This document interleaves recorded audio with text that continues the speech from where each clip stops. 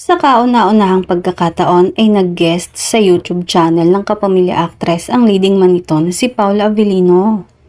Nagkaroon nga ng question and answer at game na game naman ang aktor sa mga kwela at seryosong tanong na inihanda ni Kim.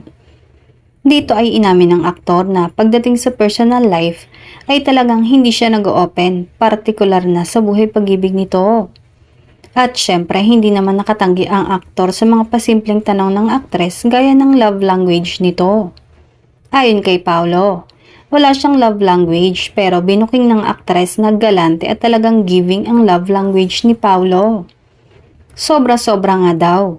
At dahil sa pagkakasabi ni Kim tungkol kay Pau, kinilig na naman ng todo ang mga Kim Pao fans na nakumpirmang pinapaliguan ng regalo ni Paulo ang aktres.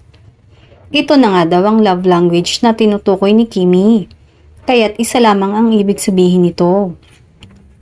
Samantala, noon lang nasaksihan ng mga netizen si Paulo na napangiti ng ganito kasolid, na hindi raw kailangan pang i-validate.